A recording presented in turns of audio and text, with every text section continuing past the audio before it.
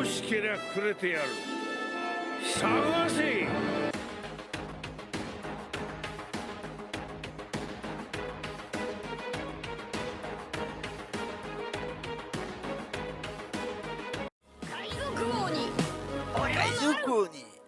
Rio, c'est possible que la vidéo vous ne la voyez pas en entier parce qu'au montage je vais faire quelques cuts. Je vais vous laisser en description les liens de sa chaîne, les liens des parce qu'il présente, il donne deux noms de chaînes, une japonaise et une anglaise qui sont, j'en connais une assez bien, l'autre je la connais depuis à peu près un an, celle de, bah, on va voir ensemble. Il y en a une, c'est Yude, qui est un youtubeur japonais qui est reconnu bien sûr. Ça fait peut-être un an et demi qu'il fait des théories sur One Piece. Voilà. Ohara, attendez, je vais voir s'il a pas mis les... Ah, s'il les a mis, parfait. Yude et Ohara, parfait. Alors, tac. Comme vous pouvez le voir, Yude, voilà. Faut comprendre le japonais, hein, bien sûr. Bon, je crois qu'il met les sous-titres. Ouais, il met les sous-titres depuis un certain temps. Avant, il mettait pas les sous-titres. Mais ouais, je vais vous mettre aussi sa chaîne en description. C'est un très très bon youtubeur. Et, excusez-moi, et franchement, ces théories, ils sont assez solides, malgré que certaines restent à désirer. Mais après, c'est le but des théories, hein. Ça reste, on peut pas être dans la tête d'Oda. Ça veut dire que les théories, ça reste des théories, quoi. Moi, je le connais depuis moins d'un an, personnellement. Alors, ouais, actif depuis le janvier 2020. Comme vous pouvez le voir, hein, ça fait pas très très longtemps qu'il est. Bon, si ça va quand même, ça fait déjà à peu près bientôt plus d'un an qu'il est sur YouTube. Et ouais, franchement, c'est un très très bon youtubeur pour les théories One Piece. Et le deuxième, c'est Ohara. Et Ohara, c'est un youtubeur anglophone. On reste sur le best, hein. Le best, c'est Ohara pour moi, clairement entre les deux. Thank you, Squarespace, for théorie, on va dire, si je devais le noter, ça serait du 7 sur 10, clairement. Même 8, parce que ouais, ces théories, et même, hein, il fait des théories comme vous pouvez le voir sur Jujutsu no Kaisen, Hunter x Hunter. Il fait des théories sur beaucoup de mangas qu'il aime. Et ouais, ces théories ça reste parmi les plus crédibles entre les deux. Je trouve, hein, parce qu'il a déjà dit des théories, j'ai plus en tête lesquelles, mais qui ont été validées, hein, clairement. Et ce bien après, bien avant l'arc, bien avant tous les arcs qui sont sortis, hein. C'est un très très bon, c'est un très très ancien youtubeur. Et voilà. Ouais, Ohara, moi validé par, je valide Ohara, et Yude je le valide, mais un peu moins qu'Ohara. Voilà, ça veut dire, si vous voulez vous baser sur des théories, je vous invite à regarder. Alors bien sûr, on a des très bons youtubeurs francophones qui font cela, hein, des bonnes théories. Mais on a aussi pour ceux qui ont la chance de comprendre un peu l'anglais, ou même pas, hein, parce qu'il y a les sous-titres. Je vous invite aussi à regarder Ohara, parce que c'est un très très bon youtubeur parmi le YouTube game des théories sur les animés. Voilà, bon, on va reprendre la vidéo de Ryo Sensei. En tout cas, très très belle intro, hein, de la part de notre youtubeur Ryo Sensei. Et on continue la vidéo. Personnellement, je ne fais jamais ça parce que j'aime pas le principe. Les théories, je les fais seul depuis le début, et c'est bien comme ça. Tout d'abord, je vais répondre à une question. Suis-je légitime pour dire si la théorie est bonne ou pas? La réponse est oui. Alors, clairement, on va pas se le cacher, hein, malgré que je vois que sur YouTube, sur Twitter, beaucoup d'autres réseaux sociaux, il est un peu critiqué, mais on va pas se mentir, il est éligible pour dire si oui ou non cette théorie est vraie ou fausse. Car de mon expérience, hein, sur les youtubeurs que je vois sur YouTube, par rapport à One Piece et d'autres mangas, c'est un des youtubeurs qui est déjà accrocheur. C'est-à-dire, son contenu il est très très intéressant. Et de deux, il est éligible pour dire si oui ou non la théorie elle est fausse. Après, est-il éligible pour dire si ça va se passer ou pas? Non. Mais par contre, il est éligible pour dire si une théorie tient tient la route ou pas. Parce que clairement, il nous l'a montré à plusieurs reprises, hein, qu'il était très bon dans les analyses de One Piece, et d'ailleurs dans d'autres mangas aussi. Bon, je vous laisse continuer, mais en tout cas, je suis d'accord avec lui par rapport à son éligibilité pour dire si oui ou non cette théorie est bonne.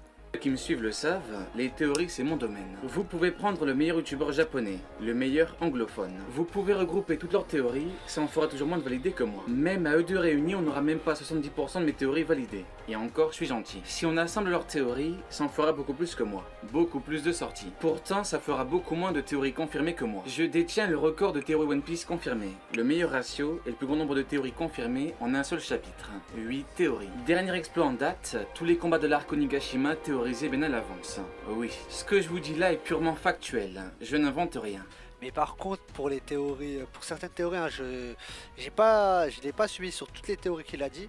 Mais par contre, sur la théorie de Luffy vs Kaido, bon, c'était une théorie que, on va dire, tous ceux qui ont regardé One Piece auraient pu le savoir. Il y a un an et demi, hein, bien sûr, on avait déjà des infos par rapport à Kaido. Hein. Sanji vs Queen, par contre, celui-là, il était un peu plus complexe. On pouvait pas le savoir que ça allait se passer, hein, clairement. Enfin, on pouvait le savoir, mais à base d'analyse. Il fallait analyser tout ce qui sortait. Robin vs Black Maria, je sais pas du tout si c'est oui ou non il a fait de théorie dessus. J'irai regarder en vidéo et durant le montage je vous mettrai si oui ou non. De toute façon je vous mettrai les validés ou pas. Quand je théorisais que Rox était un D, on m'a tout sorti. C'est illogique, c'est incohérent, c'est impossible. Force est de constater que non, parce que Rox est bien un D. Rox dit Xebec. Alors sur ça je suis clairement d'accord, hein, parce que on l'a toujours su que le principal de l'histoire c'est un membre dit. Ça veut dire que l'ancien plus gros pirate méchant entre guillemets, qu'est-ce que je voulais dire, voilà, comme je disais, on sait que le dit c'est c'est l'importance principale, hein, du manga, le secret du dit. Et clairement ça serait en théorie on aurait pu très bien dire, comme il l'a dit Ryo Sensei, que Xebec était un porteur du dit. Et c'est le cas, ça aurait été même, je trouve dommage si le plus gros ennemi que Gold Roger il est affronté n'était pas un dit en contrepartie. Maintenant, on verra ce que ça donne par rapport à la fameuse théorie.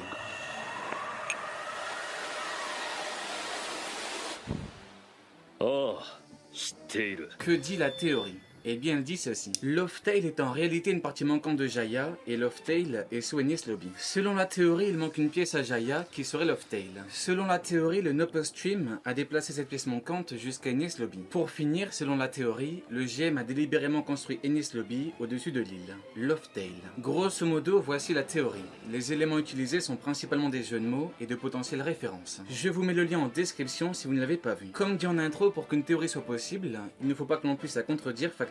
Le problème avec cette théorie, c'est que c'est le cas, malheureusement.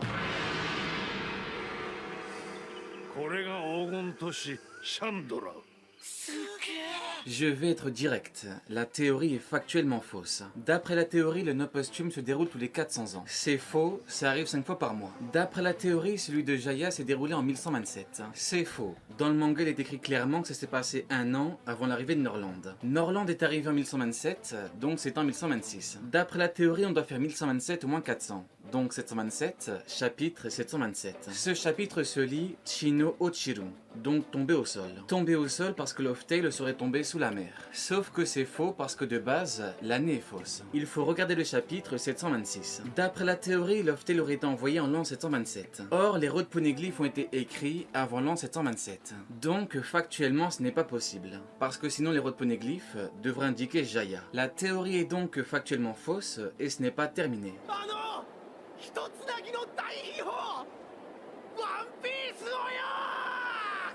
Selon la théorie, One Piece, c'est pour un morceau de l'île qui manque. Selon la théorie, avec un dit devant, on a Done Piece, donc pièce finie. Ça, c'est l'exemple parfait de ce qui est une belle idée, qui n'est pas une bonne idée. Le problème, c'est que ce n'est pas Roger qui a trouvé le nom.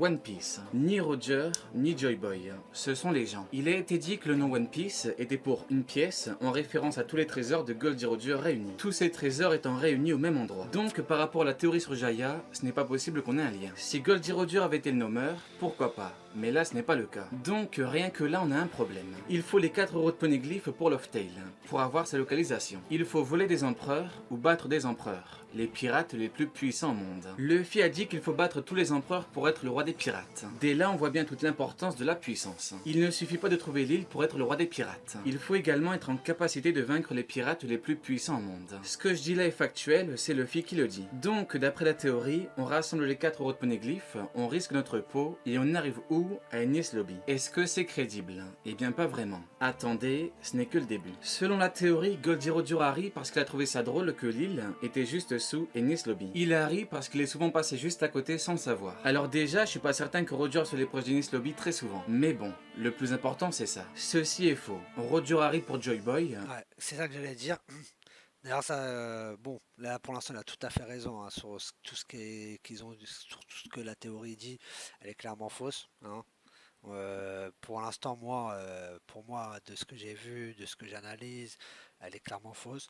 Et comme j'allais dire aussi, il a pas ri parce que il a vu que il était con et il a ri parce que c'est ce que par rapport à ce qu'a laissé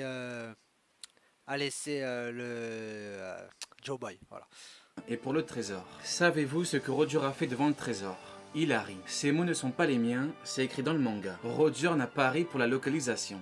Tout simplement. Ce n'est pas possible que Loftail soit sous Enies Lobby. Je le dis et je le répète, ce n'est pas possible. Quand l'équipage de Goldie Roger est parti sur Loftail, la nouvelle s'est répandue partout. Il est écrit que Goldie Roger a fait le tour du monde et que désormais, c'est le seigneur des pirates. On ne fait pas le tour du monde en s'arrêtant sous Enies Lobby. Ce n'est pas possible. Il a fait le tour du monde. Il a réussi l'impensable. C'est vraiment lui le roi des... Alors j'irai après pendant le montage, j'irai chercher un chapitre qui est à Enies Lobby d'ailleurs, ou avant, à Water 7, où on nous explique à peu près pas en détail, mais à peu près comment ça se fait qu'il y ait un trou en bas de l'île l'île du gouvernement, où Luffy a combattu Rob Lucci, pour ceux qui s'en souviennent pas. Et clairement, sur ça, je vais vous rajouter le chapitre, mais si je me rappelle bien, c'est dû à un fait de la mer hein, que Oda a rajouté et c'est tout. Hein, c'est une île, on peut appeler ça une île flottante, mais de là, voilà, ou peut-être un bout, même pas, ouais, peut-être un bout d'île qui est descendu, un bout d'île céleste qui est descendu, mais de là à ce que ce soit le dernier bois, ça veut dire que Raftel entre guillemets serait Enies Lobby. C'est totalement faux. Vous me direz en commentaire ce que vous en pensez, mais c'est totalement faux pour moi. des pirates. Ce ne sont pas mes mots. C'est écrit dans le manga. Loftail n'est pas sous Enies Lobby.